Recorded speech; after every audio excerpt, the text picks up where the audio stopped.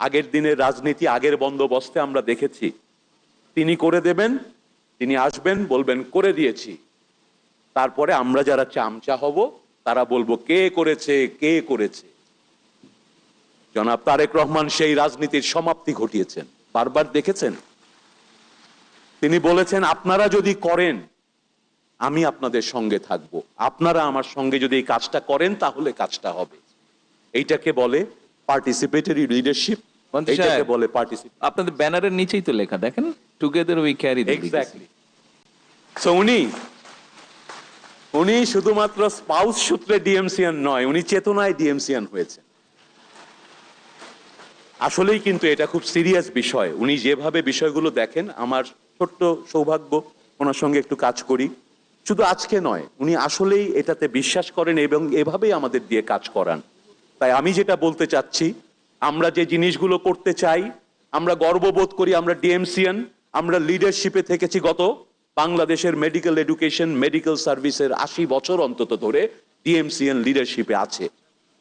আমাদের কাছে ওনার চাওয়া, আমাদের সরকারের চাওয়া, আমার চাওয়া, আসুন আমরা যে বিরাট বিরাট সমস্যার কথা বলছি, যে সমস্যার পরিকল্পনা তৈরি করছি, আসুন সত্যি নিজেকে প্রশ্ন করুন, আপনি কি চান না এই দেশের স্বাস্থ্য ব্যবস্থায় পরিবর্তন আসুক? আপনি কি নিছকই নিজে নিজে বড় ডাক্তার হওয়ার জন্য এই পথে আছেন? আমি বিশ্বাস করি না।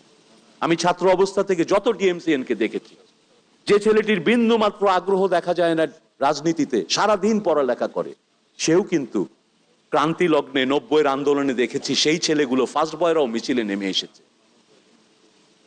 মিলন ভাই যখন মারা গিয়েছিলেন 27শে নভেম্বর, টিএমসির কোনো ছাত্র দেশের জন্য সেই কারফিউ ভঙ্গ করে মিছিলে যেতে কার্পণ্য করেনি। তাহলে আজকে তো দেশে সেই পরিস্থিতি নেই। আপনাকে তো জীবন দিতে হবে না, আপনাকে তো সত্য বলার জন্য কোনো শাসকের কোনো ভয়ঙ্কর পরিস্থিতির সম্মুখীন হতে হবে না। আসুন আমরা দেশ গড়ার জন্য কাজ করি। আপনারা একটু সময় দেন, আইডিয়া দেন।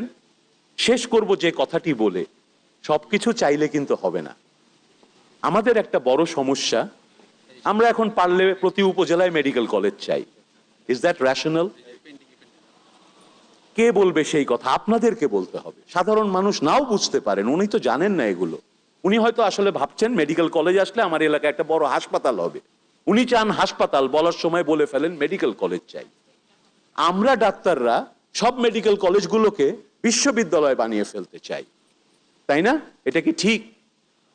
আমরা মুড়ি মুড়কির তফাৎ করতে হবে। যার যে প্রতিষ্ঠানের যে ম্যান্ডেট, সেটাকে সুন্দর করে সাজাতে হবে এবং আপনাদেরকে প্রতিনিয়ত এগুলো বলতে হবে, ভাবতে হবে। আপনারা বললে বাকিরা শিখবে। ডিএমসি আজ যা বলবে সকল মেডিকেল কলেজ পরশুদিন তা বলবে ইনশাআল্লাহ।